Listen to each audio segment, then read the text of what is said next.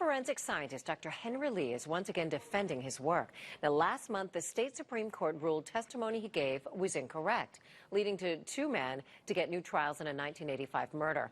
Well, now Dr. Lee is facing a similar challenge in another case. Let's go to NBC Connecticut. Jennifer Joey, she joins us live from West Haven with the details. Jen, good morning.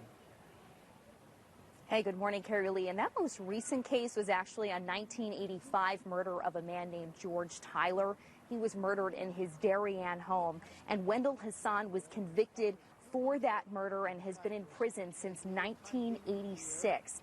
Now, Dr. Henry Lee today says that he stands by his testimony at trial back then, that they did presumptive testing and found the victim's blood on a pair of Puma sneakers that detectives found.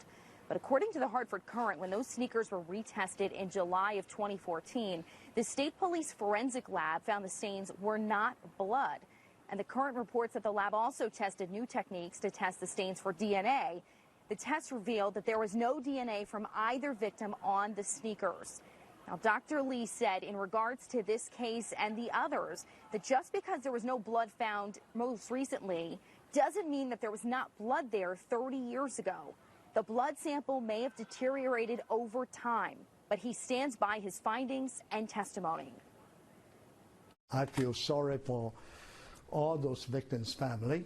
If the person really innocent, definite, we should set them free. If just try to smear my reputation, get to advance, I shouldn't do that. Now, in that Darien case that he was just talking about, the victim's credit card was also found in the suspect Hassan's home in the toilet bowl. Hassan's attorney just filed the paperwork on Tuesday asking to be released based on Lee's inaccurate testimony. Now, during the conference, Dr. Lee also urged the state to actually set up a review committee where people who are convicted and are in prison, and if they have questions about the testing that was done back in the 80s, that they can then submit those claims to the review committee. He's also asked that anyone who's been directly involved in the case, for example, himself, have access to those records because he has not been able to get access to the records in that most recent Darien case. Live in West Haven, Jennifer Joey, NBC Connecticut News. Back to you. Okay, thanks for the latest, Jen.